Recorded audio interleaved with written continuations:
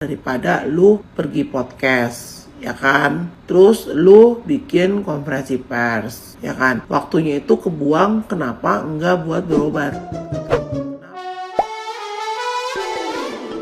Hola netizen yang tercinta, Agus kini namanya begitu viral di media sosial. Banyak yang kasihan karena kondisi fisiknya yang sangat memprihatinkan sampai-sampai matanya pun tidak bisa melihat normal. Kini justru hal itu sirna seketika karena sikap dan etika dari Agus sekeluarga yang seolah memojokkan orang yang telah menolong dirinya. Seperti diketahui bahwa nama Pratiwi Novianti kini semakin dipojokkan Agus dan keluarganya, bahkan sudah dilaporkan kepada pihak yang berwajib. Pratiwi Novianti tersentuh hatinya untuk menolong Agus, hingga Pratiwi Novianti menggalang donasi dan memperkenalkan Agus ke ruang publik dengan menggandengnya ke podcast Denny Sumargo. Jerih payah Pratiwi Novianti pun seolah terbayarkan dengan banyaknya masyarakat yang telah sukarela menyumbangkan uangnya hingga terkumpul sebanyak 1,5 miliar rupiah. Namun seolah tidak tahu terima kasih, Agus yang saat ini kesehatannya berangsur membaik justru tega melaporkan Pratiwi Novianti ke polisi. Karena hal itulah kini banyak netizen yang budiman yang menghujat Agus sekeluarga. Bahkan saksi mata saat Agus merasakan musibah ikut geram dengan tingkahnya.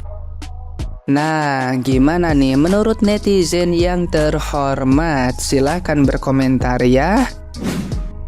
Dari video yang tadi itu adalah orang yang ada di TKP yang pertama kali menolong dan menyelamatkan dia. Jangankan netizen yang membuli, yang melihat hanya sekilas-sekilas. Ini abang ada di tempat kejadian dan ikut menolong dan tidak setuju dengan apa yang dia lakukan. Sejelek apakah amalannya, seburuk apakah kelakuannya sampai membuat kebanyakan orang seperti ini. Harusnya ketika Tuhan memberikan kita ujian, kita berubah menjadi lebih baik dari segi kelakuan dan sifat kita. Bukan malah dalam ujian itu menjalani tapi mencobai yang di atas. Jangankan kita netizen yang masih punya banyak kekurangan dan tidak punya kesempurnaan, malaikat pun ikut bingung. Pantesan dia kemarin itu ini relate juga sih ceritanya. Pantesan kemarin dia itu mau minta uang donasi itu yang 1,5 M itu ya, diambil dan dibawa pulang ke Aceh.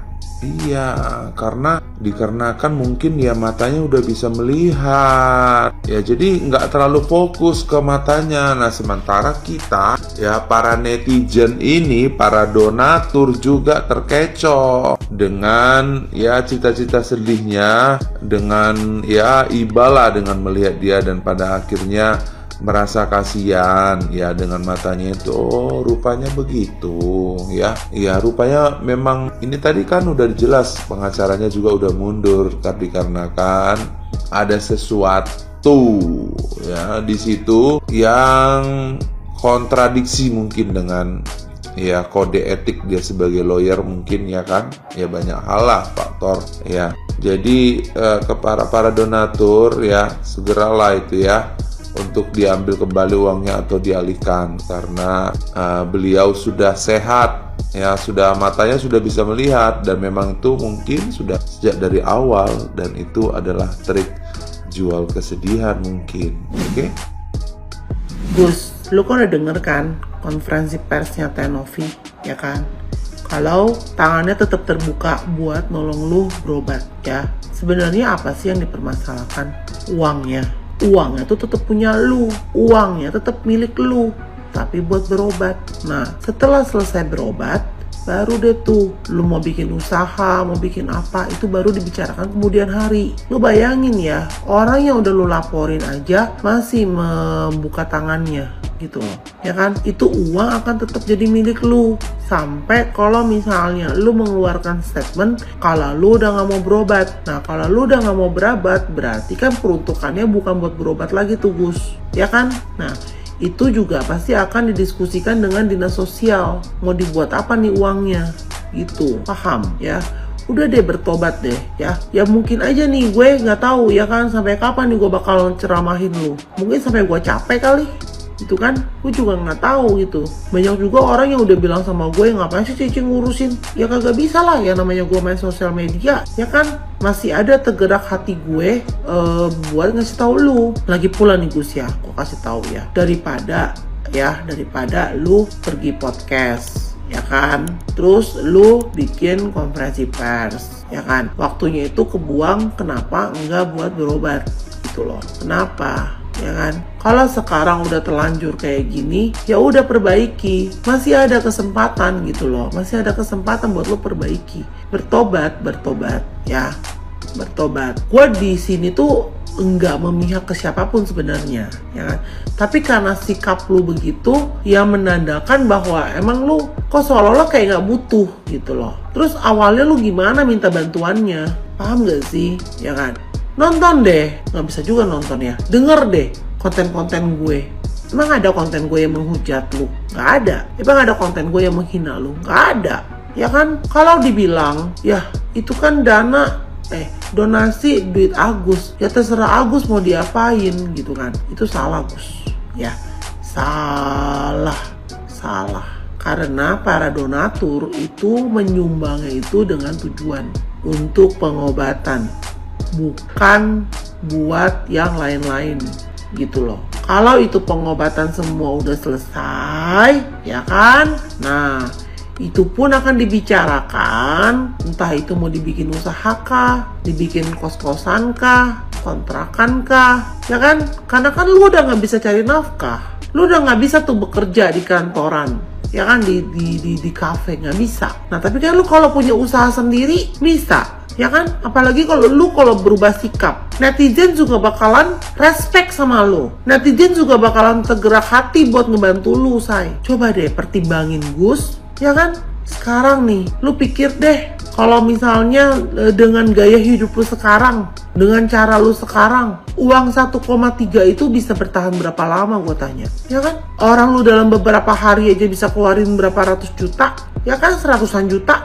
Coba deh pertimbangin Gus. Ya karena kita di sini tuh udah lelah juga sih. Udah lelah ngebahasin kasus lu terus gitu loh. Tapi lu nya nggak sadar-sadar, ya kan? Tapi ya udah, gue juga nggak akan bosen-bosen sih buat nasehatin lu gitu.